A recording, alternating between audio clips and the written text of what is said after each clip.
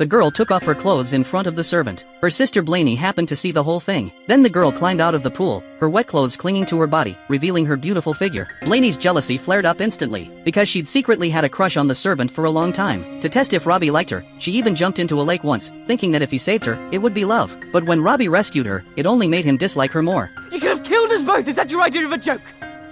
Now Robbie's attitude toward her sister was the complete opposite, and Blaney's fantasies came crashing down. Back at home, Robbie tried to write a letter to apologize, but as he wrote, it turned into a passionate love letter instead. He had to put that one aside and write a more formal apology letter. He handed it to Blaney, asking her to give it to Leah, but as soon as Blaney ran off, Robbie realized he had grabbed the wrong letter. He shouted, but it was too late. Blaney tore open the letter and was shocked by the intimate content. Thinking it would show Leah Robbie's true nature, she handed it over to her sister. But in the eyes of people in love, that letter just made their hormones spike. Later they ended up alone in the study, but Blaney caught them. Feeling awkward, they had no choice but to leave. During dinner, the twins from the aunt's house ran away. Everyone rushed out into the night to search for them. Blaney saw her cousin being attacked by someone. The attackers saw she noticed and fled. Blaney asked her cousin who the man was, but she couldn't say. That's when Blaney had a bold idea. She accused Robbie of being the one who attacked her cousin. When Robbie returned with the twins, their mother sent Blaney inside. She knew Blaney was lying, but to break up Robbie and Leah, she decided to let the lie continue. Robbie was arrested with no chance to explain. Leah could only say a painful goodbye. Upstairs, Blaney's eyes were filled with tears. At first she just wanted to stir up trouble between them, but she ended up sending the man she loved to jail. 4 years later, Blaney gave up the chance to study abroad, and became a frontline nurse like her sister.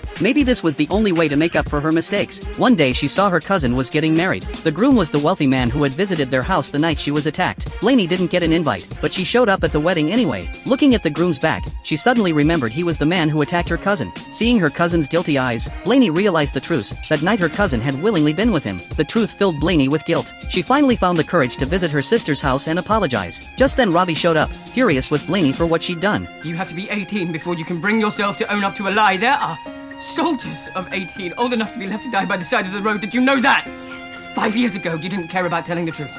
You own your family. You just assumed it for all my education. I was still little better than a servant, still not to be trusted. Leah calmed Robbie down, and he told Blaney to go to her parents and tell them the truth, clearing his name. But none of this was real. It was all a story written by an older Blaney. She never got the chance to apologize to Leah and Robbie, because Leah died when an enemy attack hit the shelter she was in. And on the front lines, Robbie died from his wounds the day of the retreat. The two star-crossed lovers never truly got to be together.